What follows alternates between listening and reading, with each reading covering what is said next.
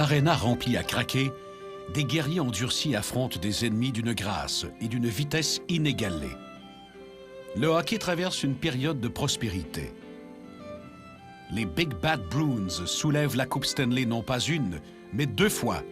Mais encore une fois, Montréal démontre qu'elle est l'équipe à battre. Philadelphie apporte un nouveau style de jeu, axé sur la robustesse, comme jamais auparavant. Peut-être le hockey perd-il de son innocence. Des joueurs forts et talentueux se battent pour l'honneur. Mais en bout de ligne, l'habileté et la finesse s'imposent. Des records sont établis alors que d'autres étoiles occupent l'avant-scène.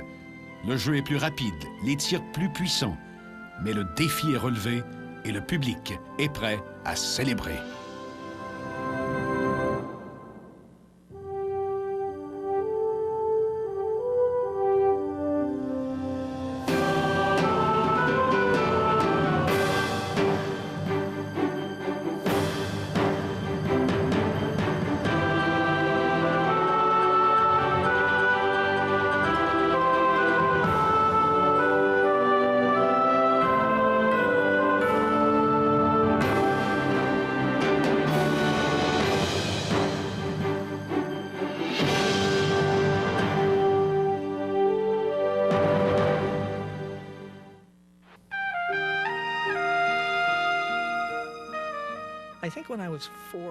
J'avais 4 ou 5 ans quand ma mère m'a acheté une paire de patins d'occasion.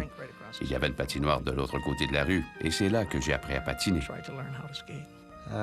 J'avais à peu près 4 ans. Puis, si je me souviens bien, c'était une paire de patins comme les gardiens de but ont aujourd'hui. C'était pas des tubes, c'était simplement une lame. Puis, je me souviens que je courais très bien sur les patins, mais que je patinais pas trop bien. Je me rappelle avoir vu une paire de patins dans le catalogue d'Eaton. C'était des Red Horner, un robuste défenseur des Maple Leafs de Toronto, mon équipe favorite. J'ai commandé les patins à Eaton. J'utilisais les patins de mes 2 frères aînés. Je devais mettre 3 paires de bas de laine pour les chausser. Oh, le samedi, t'aimes ça patiner? Alors, elle a mis une coupe de paires de chaussons. Et puis, avec de la cire sur le plancher, puis il disait « Patine, patine, mon petit gars, tu vas aimer ça. » Comme le bébé de ma famille, moi, il a fallu que je m'habitue avec des patins qui étaient peut-être longs comme ça, puis mon pied était seulement long de même. Alors, évidemment, moi, j'étais content parce que j'avais le choix d'équipement, mais c'était tout l'équipement déjà usagé. Je me rappelle que mon père sanglait 2 lames à mes bottes, avec des courroies de cuir, et m'envoyait patiner.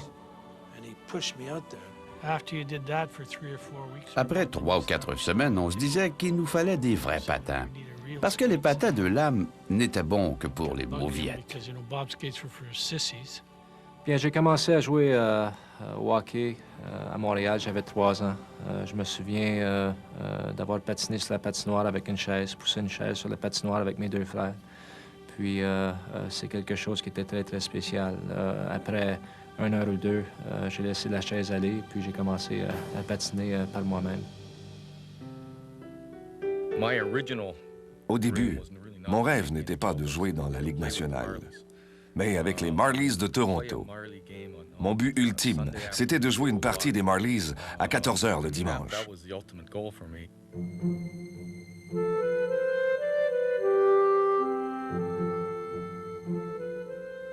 Steve Shutt joue son hockey mineur dans le système des Marlboros de Toronto et prend plaisir à assister à l'entraînement du grand club junior numéro 1.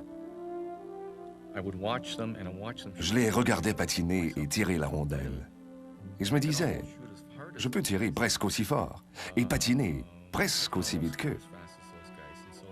Le rêve s'est un peu rapproché de la réalité. J'étais dans la catégorie midget ou midget mineur quand j'ai réalisé que je pouvais devenir joueur de hockey.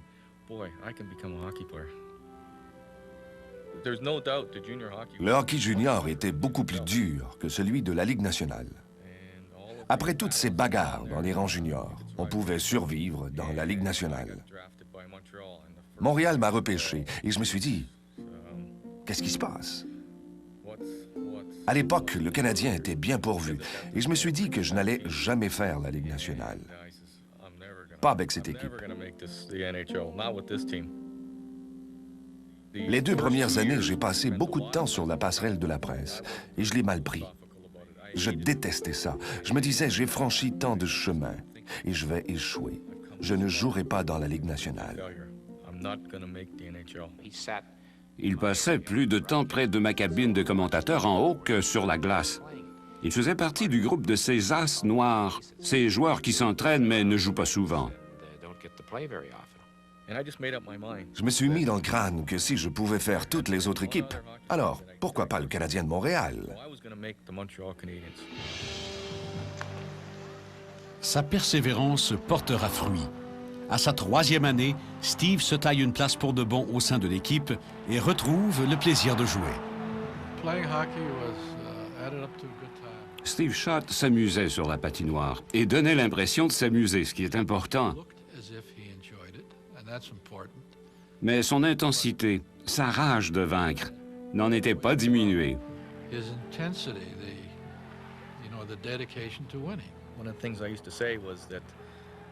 Je disais souvent que la baie vitrée, autour de la patinoire, ne visait pas à empêcher la rondelle d'atterrir dans les gradins. Son rôle était de nous exclure des autres. Une fois sur la patinoire, nous vivions les moments les plus heureux de nos vies. Il adorait jouer et il a doublé sa production passant de 15 à 30 buts à 45 à 60 sur une période de 4 ans. Il était l'homme des grandes occasions et formait avec Guy Lafleur un tandem pratiquement imbattable.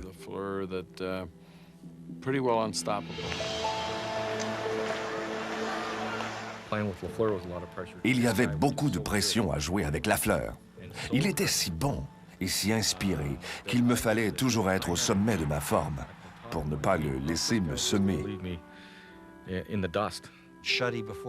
Avant la partie, Schott regardait Lafleur et lui disait « Il faut que tu sois prêt ce soir, mais pas trop quand même. Oublie les buts, donne-moi des retours de lancer, je vais m'en occuper. » Toujours menaçant à l'attaque, Steve donne l'impression que marquer des buts est une sinécure. 1976 marque la première de 4 Coupes Stanley d'affilée pour Steve Schott et le puissant Canadien de Montréal.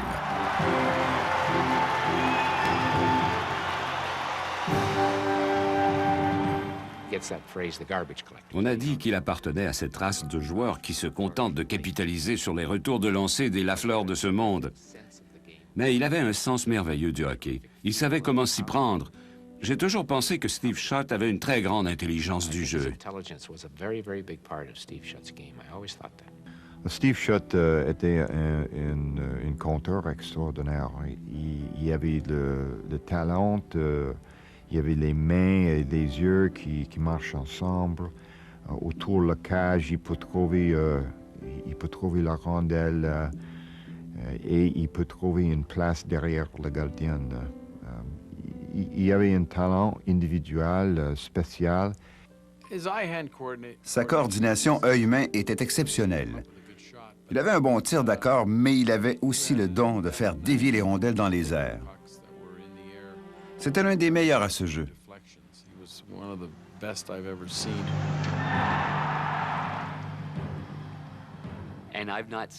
Il était tellement vif. L'élément de surprise tournait au cauchemar. Je n'ai jamais vu personne aussi habile à faire dévier une rondelle dans les airs. Il ne fallait jamais perdre Steve Schott de vue. Il était difficile à suivre dans notre zone et, si tout dit, si tout fait, la rondelle était dans le but. Je regardais autour et je me rendais compte que c'était Stevie Schott qui avait marqué. Il avait un tir incroyable. Une fois la ligne bleue franchie, il s'élançait comme personne d'autre. De plus, son tir frappé était précis, ce qui le rendait encore plus terrifiant. L'un des meilleurs ailiers gauche de l'histoire pour le nombre de buts, Steve Schott fait la joie du public du Forum pendant 12 ans, mais il en donne le mérite à l'esprit d'équipe. Nous nous disions que nous étions les meilleurs et que nous allions le prouver ce soir, le lendemain et le surlendemain. C'est une attitude dont on profite à la longue. It's a good habit to get into.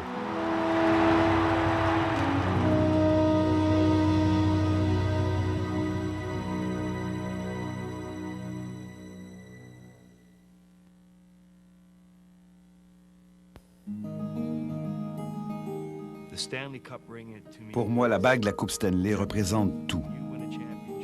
Gagner le championnat et recevoir la bague n'a rien à voir avec l'argent, mais tout à voir avec la passion du jeu et le désir d'être champion.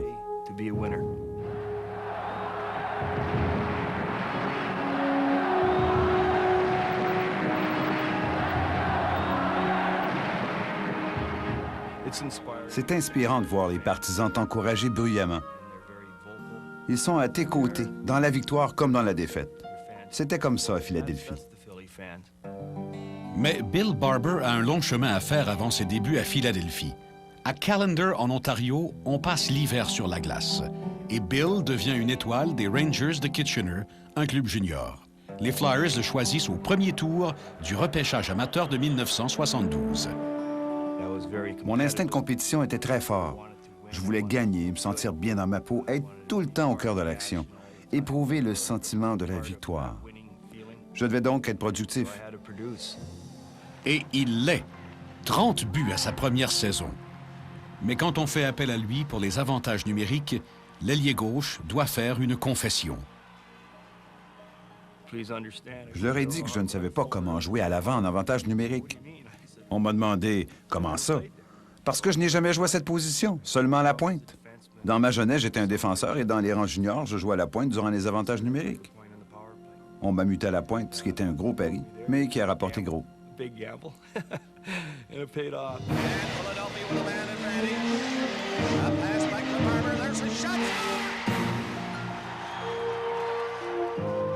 Il était très rapide, très habile de ses mains et il connaissait le hockey à fond, mais la clé, c'était son jeu en avantage numérique. Billy Barber avait le don de te faire perdre patience et de te déconcentrer en te fonçant dessus, en t'engueulant, en te narguant. C'était un compétiteur féroce. Toujours aux abords du but, il fallait constamment le surveiller. Billy Barber marquait contre moi à chaque fois. Il m'arrivait de me mettre en colère. Quand Billy Barber lançait du coin, la rondelle ricochait sur un joueur et pénétrait dans le but. Il finissait toujours par marquer un but ou deux et par faire un jeu clé au moment opportun.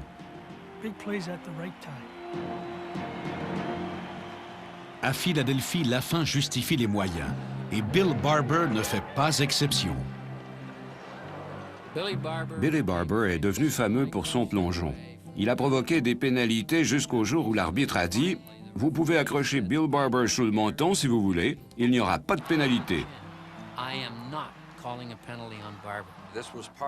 C'était une tactique.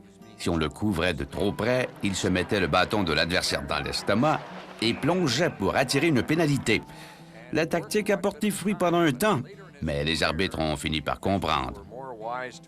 C'était inutilement dramatique, mais c'était pour lui une façon d'avoir une longueur d'avance sur les autres. Ça a marché pendant un temps, mais j'ai fini par être pris à mon propre jeu.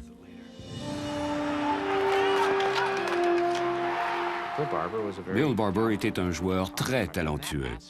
C'est une facette des Flyers qui a été reléguée dans l'ombre à cause de leur rudesse.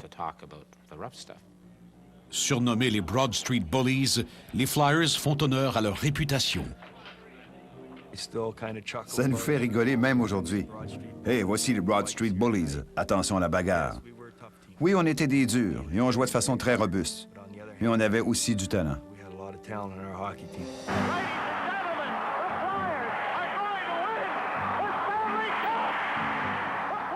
2 années de suite, Bill Barber et les Flyers de Philadelphie sont champions de la Coupe Stanley. Qu'on les aime ou qu'on les déteste, les Broad Street Bullies attirent les foules. Il fallait qu'ils nous aiment pour nous détester à ce point. Au fond, ils aimaient bien notre équipe.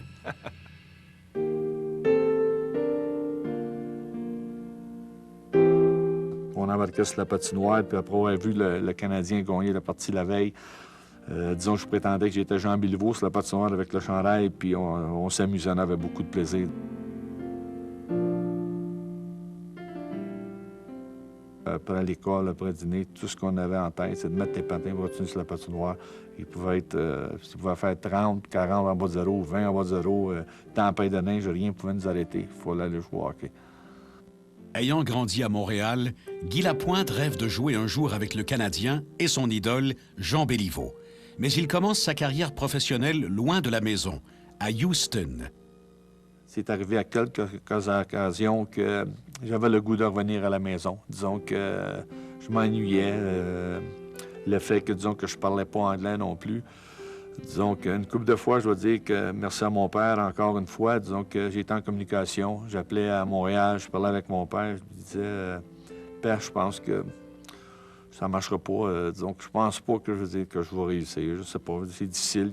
Mais Guy s'accroche et est rappelé par le Canadien dès l'année suivante. Il est à un pas de son rêve. Dans la chambre, avec les joueurs, Jean Béliveau qui s'habille en face de moi. Donc, c'était vraiment spécial, extraordinaire. Puis, la misère à attacher mes patins, c'était pas... c'est vraiment spécial, je veux dire.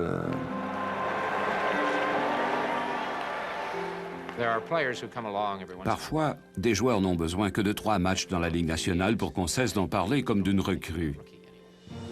Après quelques matchs avec le Canadien au début des années 70, on n'a plus jamais considéré Guy Lapointe comme une recrue. Il a trouvé sa place et s'est adapté tout de suite. Lapointe était un joueur complet. C'était un excellent défenseur à tous les points de vue. Il pouvait jouer physiquement au besoin et marquer des buts clés. L'histoire a oublié les buts importants qu'il a marqués. Il avait aussi le talent d'un joueur d'avant. Si l'équipe tirait de l'arrière vers la fin du match, Scotty disait « OK, Guy, vas-y ».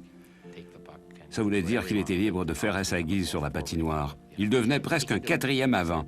Il avait autant de talent à l'attaque qu'en défense. Il peut jouer physiquement, il comptait les buts quand même de la ligne bleue. Et il était un joueur qui était excitant parce qu'il jouait à l'attaque et aussi il était prêt de recouvrir dans sa zone, de jouer défensivement.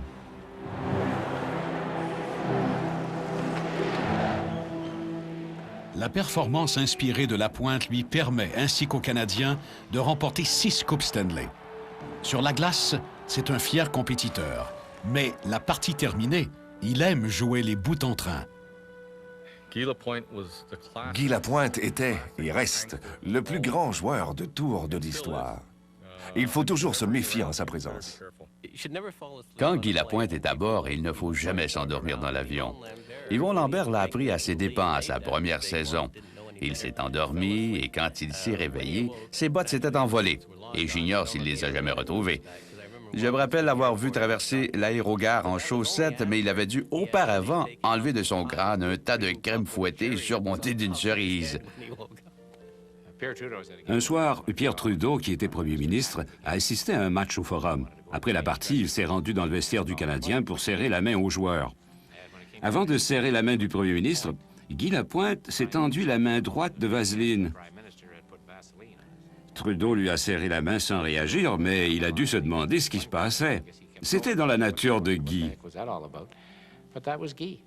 C'est toutes les façons de quelqu'un qui, pour moi, me faisait relaxer, mais il n'y a pas juste moi, disons, qui pouvait ces choses-là. Tout le monde faisait ça. On était comme une chambre des enfants. Avec Guy Lapointe, c'était amusant de faire partie d'une équipe. Il a eu une forte influence sur le Canadien, en ce sens.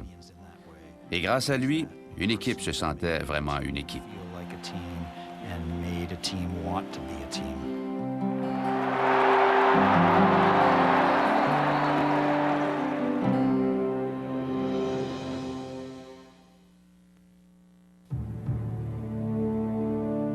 Quand j'étais plus jeune en Abitibi, ce que je peux me rappeler aujourd'hui très clairement, il y avait seulement 3 choses qu'on pouvait faire ou qu'on parlait dans la maison.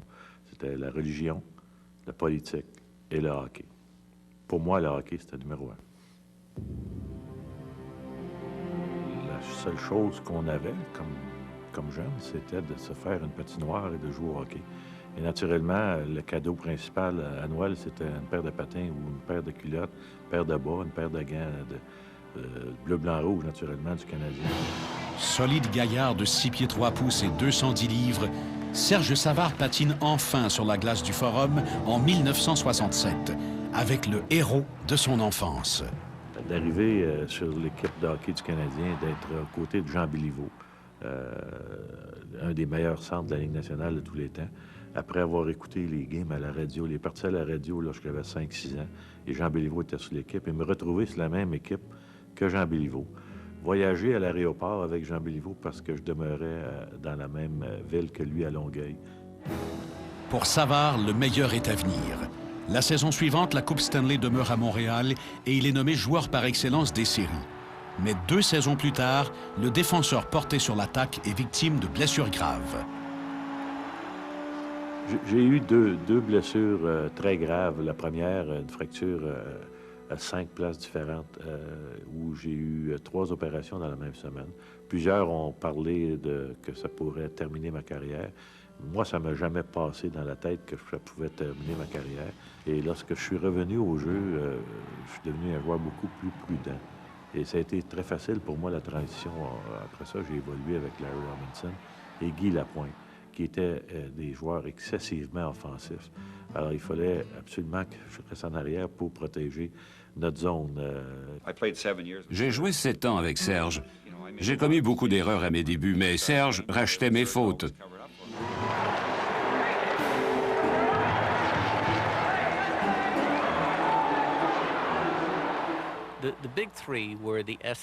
Le trio de défenseurs surnommé Big Three a été l'essence de la dynastie montréalaise. Savard, Robinson et Lapointe cimentaient la défense. Et c'est Savard qui cimentait le Big Three. Mais c'était aussi un leader, un capitaine exemplaire pour son équipe. Et à chaque fois qu'un match était en fin de rencontre et c'était très serré, Scotty Bowman utilisait Savard. Quand c'était une série qui était très serrée, il utilisait Savard. Et pour décider parfois d'un championnat dans les toutes fins d'une rencontre, la Coupe Stanley par exemple, il utilisait Savard. Il avait beaucoup d'endurance. Il pouvait jouer jusqu'à 40 minutes par partie, mais il savait ménager ses énergies. Il se portait à l'attaque seulement quand il sentait que ses chances étaient bonnes. Mais son point fort, c'était de jouer à la défense sans presque jamais commettre une erreur.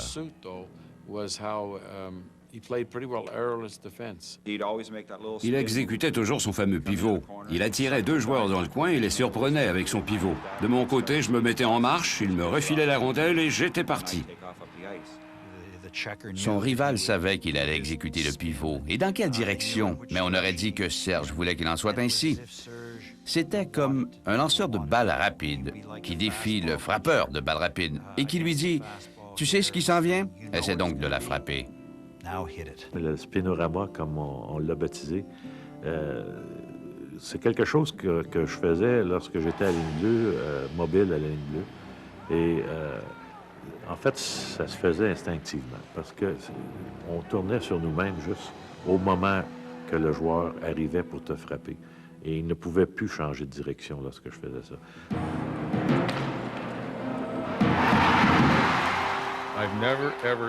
Je n'ai jamais connu un type comme Serge. Rien ne l'énervait. Il analysait froidement la situation et savait exactement quoi faire. Mais je pense qu'une des grandes qualités de Serge, c'est une personne qui est calme. Il ne connaît pas le mot panique. Il est un homme qui est très calme et il était un joueur de hockey comme ça aussi. Il était très calme dans les situations les plus difficiles. Et quand les matchs étaient plus durs ou le match était plus important, c'est le temps quand Serge avait joué son meilleur. Mais même si on était très favoris, moi, j'ai toujours eu très peur de perdre. Et lorsque tu as très peur de perdre, c'est la première chose c'est la première chose positive pour gagner. Mais l'équipe gagne. Savard remportera 8 Coupes Stanley comme joueur et 2 autres à titre de directeur général du Canadien.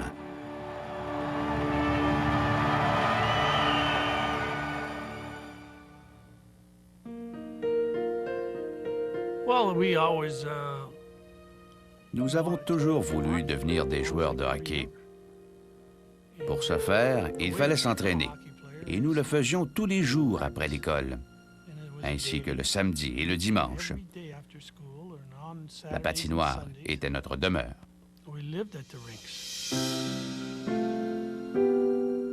On mettait l'équipement de gardien de Tony et le mien sur le traîneau et on partait pour la patinoire. Après, on replaçait l'équipement sur le traîneau et on le tirait jusqu'à la maison. À force de jouer, tu finis par te sentir plus à l'aise à une position. Plusieurs ne voulaient pas garder le but parce qu'il n'y avait pas de masque. Mais moi, c'était mon point fort. Mon frère n'était pas sûr de vouloir jouer au hockey. Il avait la chance de jouer chez les juniors.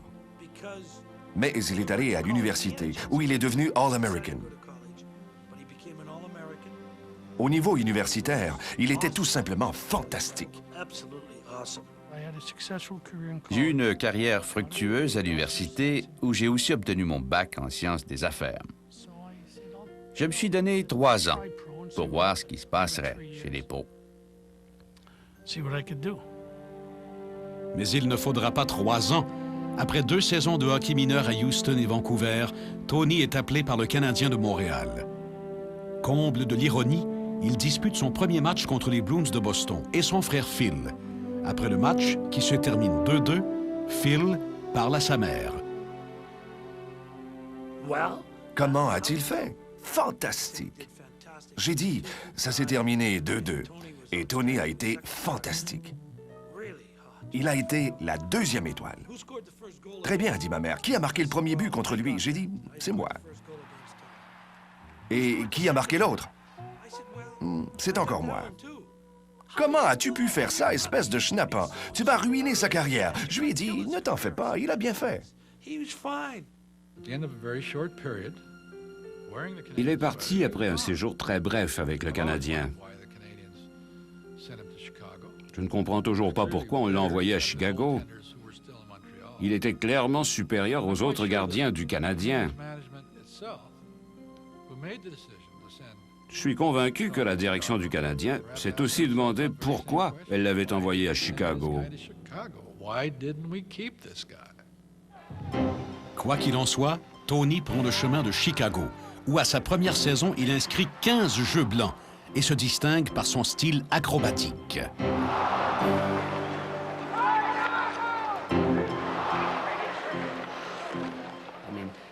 Il défiait l'adversaire. Tu vois tout cet espace entre mes jambières? Eh bien, tu n'as aucune chance de me déjouer. Je suis plus rapide que toi.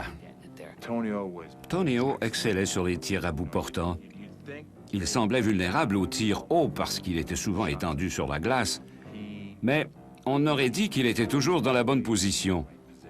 Il était très difficile à battre à 1 contre 1. T'avais beau viser haut, ça ne marchait pas. Je n'ai jamais pu battre Tony à 1 contre 1. Jamais. Il était trop rapide. Il avait des réflexes incroyables.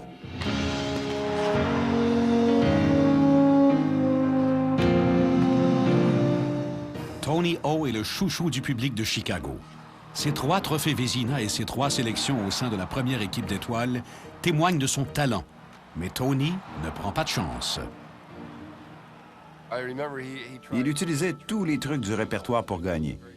Il a été le premier à entasser la neige près du poteau. À un moment donné, la pile était si haute qu'on a dû se rendre à l'évidence et l'enlever. C'est aussi l'initiateur du gant surdimensionné et du chandail trop grand pour cacher la rondelle. Tout était planifié. C'était ce genre de joueur. Mes jambières étaient extra larges, mais celles des autres aussi. Je les rembourrais moi-même. Quand on les vérifiait, j'enlevais la rembourrure et je la replaçais tout de suite après. Là aussi, on m'a pincé. J'étais à court d'idées. Vous pensez que les gardiens d'aujourd'hui ne trichent pas? Regardez la dimension de leurs gants, et leurs jambières sont plus larges de 3 pouces que celles que portait mon frère. Les grands gardiens sont des innovateurs à leur façon, même s'ils devaient contourner les règlements. Mais l'avantage de Tony, c'est moins son équipement surdimensionné que son intensité. Je voulais disputer chaque match, parce que le fait de jouer souvent te donne une longueur d'avance. Je voulais réussir avoir une longue carrière, établir des records. Tout ça. Tony était très intense. Avant le match, il n'était même pas question de lui adresser la parole. Pas question de faire le pitre avant une partie. Le vestiaire, c'était mon bureau. Si tu voulais lui parler, il t'envoyait promener. Va-t'en, j'ai rien à dire. Tout le monde pense que tu es calme, mais moi, j'étais à bout de nerfs. Après un mauvais match, je n'étais pas du genre à me dire « ce n'est qu'une partie parmi tant d'autres ».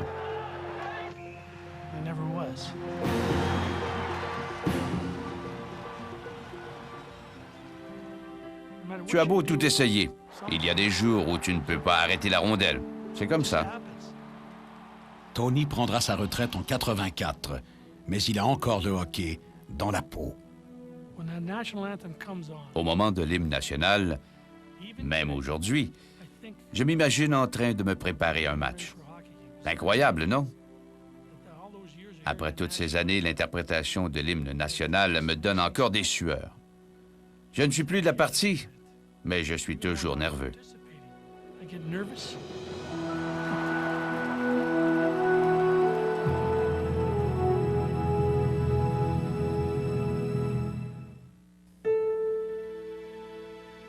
Un jour, on assiste au repêchage de la Ligue nationale au Forum de Montréal et on entend le Canadien réclamer un marqueur de 22 buts en première ronde. On se dit, c'est pas possible.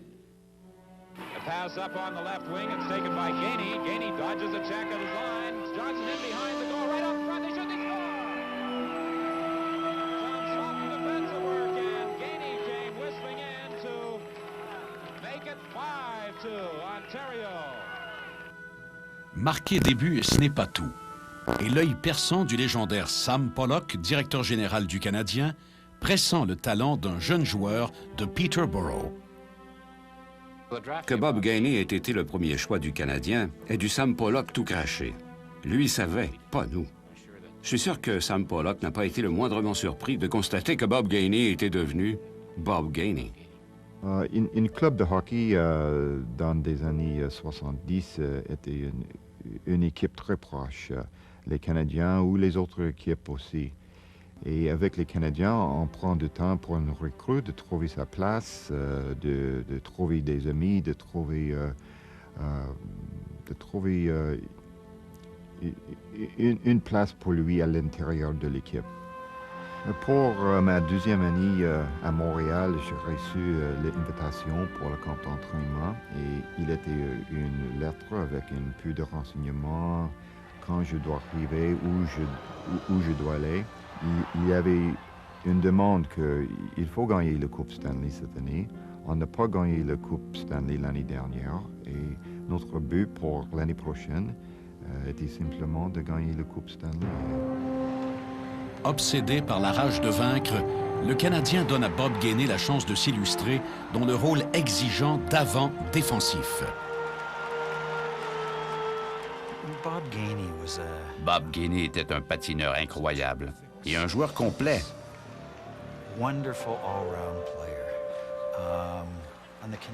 Le Canadien avait des marqueurs, mais ce qu'il lui fallait aussi faire, c'était neutraliser les meilleurs joueurs ennemis. Non seulement pour les empêcher de marquer, mais pour aussi les battre.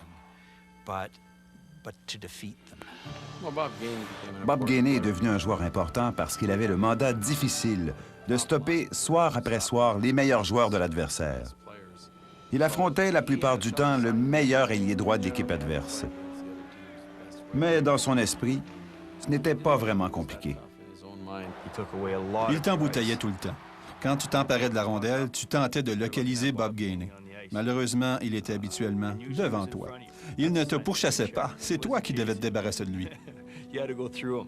Bob Gainey était le joueur probablement qui dominait défensivement. Qu'est-ce qu'il pouvait accomplir sur la patinoire? Je pense qu'on parle d'un gars qui pouvait absolument tout faire.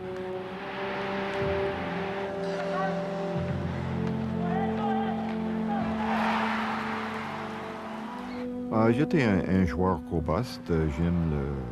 J'aime le hockey physiquement. J'étais une bonne patineur et j'ai de taille, j'étais grande. Et on a joué toujours un style physique. Bob Gainey connaissait exactement son rôle. Il tentait de t'appliquer une mise en échec solide dès le début pour te faire comprendre que la soirée serait longue. L'entraîneur soviétique a dit que c'était le plus grand joueur au monde. Il ne parlait pas d'un gardien, d'un défenseur qui marque des tonnes de buts ou d'un joueur qui inscrit 120 points. Pour les soviétiques qui adorent le jeu de finesse, c'était un joueur de 50 points qui était le meilleur au monde. Ce qui est intéressant, c'est qu'il a mis en valeur le jeu défensif. Le public se plaisait à regarder Bob Gainey parce que c'était un joueur défensif. Pour la première fois peut-être, le public était captivé par le jeu d'un avant défensif. C'était ça, Bob Gainey, un joueur qui a marqué l'histoire du hockey non seulement par son courage et sa passion, mais la Ligue a été dans l'obligation de créer un trophée pour honorer ce qu'on appelle aujourd'hui un attaquant défensif. À partir de sa création, le trophée Frank Selke portera le nom de Bob Gainey 4 années de suite. Meneur sur la patinoire, Gainey sera nommé capitaine du Canadien en 1981. Pour le capitaine des Canadiens, il est responsable de livrer le Coupe Stanley. C'est un gars qui ignore les demi-mesures. Quoi qu'il fasse, il se donne toujours à fond. Gainey sweeping around the net, leading an attack for Canadians to center. And there's Gainey going after it in the Islander zone. He rolled it in, but he scores! Gainey, 7 seconds into the first period. Il est toujours difficile de prendre une défi comme ça. La responsabilité de le capitaine d'une équipe, et en particulier à Montréal, est lourde quelquefois. Il est très apprécié et respecté. Et probablement plus admiré que quiconque par les joueurs, actuels et passés. Gainey gagnera 5 Coupes Stanley, la dernière en 1986. 3 années plus tard, il prendra sa retraite et continuera sur sa lancée en tant qu'administrateur. Et je suis toujours dans la Ligue nationale parce que c'est un terrain que je comprends bien. Mais pour la plupart, je suis ici parce que j'aime le sport.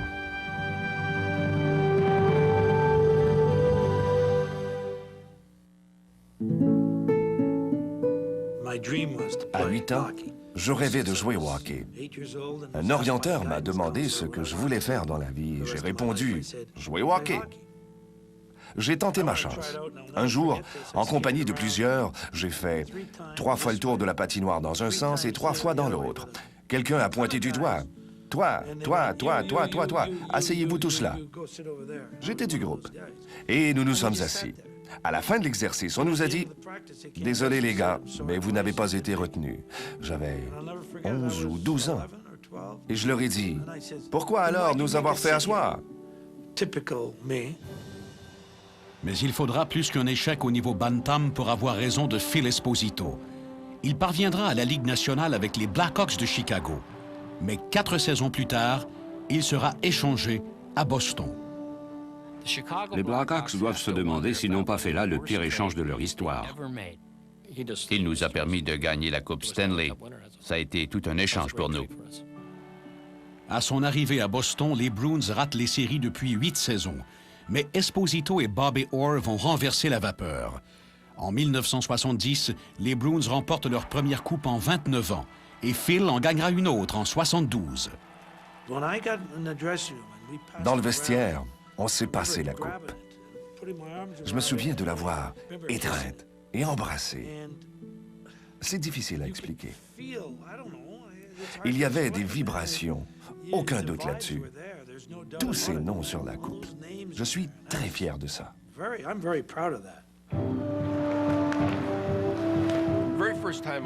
Quand j'ai vu Phil la première fois, il avait des bijoux en or et les cheveux longs. Je me suis dit, c'est sûrement un acteur de cinéma. Par son gabarit, Phil Esposito précédait probablement son époque. Aujourd'hui, il y a abondance de gros joueurs, Mais quand Phil était posté devant le but pendant un avantage numérique des Bruins, tout le monde savait ce qui allait arriver, mais personne n'y pouvait rien. Tôt ou tard, ça se passe dans l'enclave. Presque chaque fois que tu te retrouves en zone ennemie, ça se passe dans l'enclave ou tout juste devant le but. Une fois que j'avais planté mes patins et mes 218 livres de matière grasse solide dans la glace, ils ne pouvaient pas me bousculer. Et je ne les laissais pas faire. On m'a fait des saloperies. Je me suis fait tabasser. Mais quand les gens me demandaient « Comment fais-tu? » je leur disais « Eh bien, j'ai vite appris que les marqueurs font plus d'argent. » Monsieur Enclave, c'est la seule façon de décrire Phil Esposito. Il était fort comme un bœuf, et personne n'a joué l'enclave comme lui. Et Phil était très, très fort sur ses patins. Et c'était pas un gars qui passait devant le filet ou qui était juste de passage. C'était un gars qui se stationnait devant le filet. Et ça devenait excessivement difficile à déplacer. À défaut d'être puissant, mon tir était très précis. Et je le décochais plus vite que quiconque. C'est comme ça que je suis devenu célèbre. J'entendais la rondelle pénétrer dans le but. C'était presque obscène. J'entendais les cris de la foule et le bruit de la rondelle qui touchait le fond du but. C'était un marqueur naturel qui pouvait jouer 4 ou 5 minutes de suite. Don Cherry a souvent mentionné qu'il lui est arrivé de jouer avec les 6 ailiers. Il faisait son tour sur la glace au sein du premier trio, puis jouait au centre sur le deuxième et le troisième trio. Phil ne voulait pas quitter la patinoire. Il fallait un crochet pour le ramener au banc. Il s'occupait des mises en jeu et patinait jusqu'à la toute fin. Il était infatigable. Nous avions 3 trios, 4 défenseurs et 1 gardien. Aujourd'hui, ils sont 4 trios, 6 défenseurs et 2 gardiens. Et ils sont sur la patinoire pour 35 ou 40 secondes à la fois. Dans le temps, 35-40 secondes, c'était juste assez pour me délier les muscles. C'est pourquoi je ne sais pas si je pourrais jouer aujourd'hui. Je ne pense pas que je pourrais. Mais c'est tellement bon de rêver.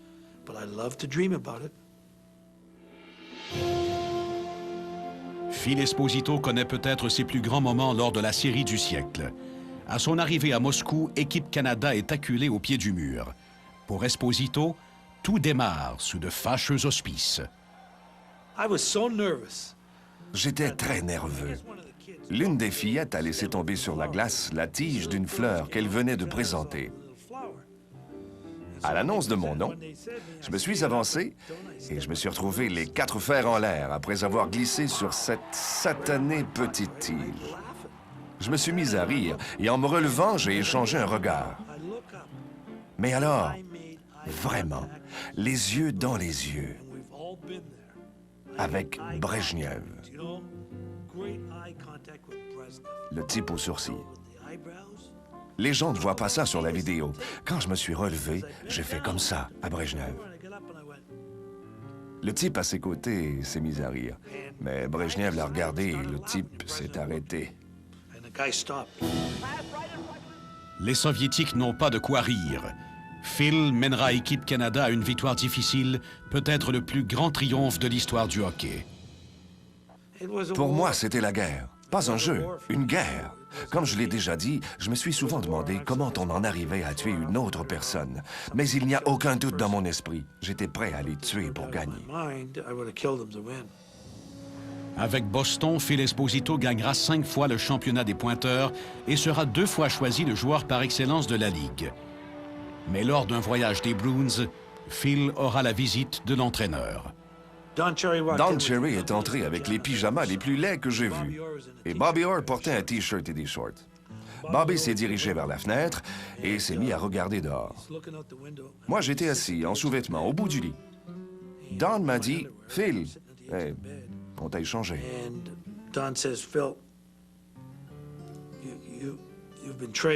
J'ai dit, « Si tu me dis que c'est à New York, je saute par la fenêtre. » Et il a dit, « Bobby, ouvre la fenêtre. »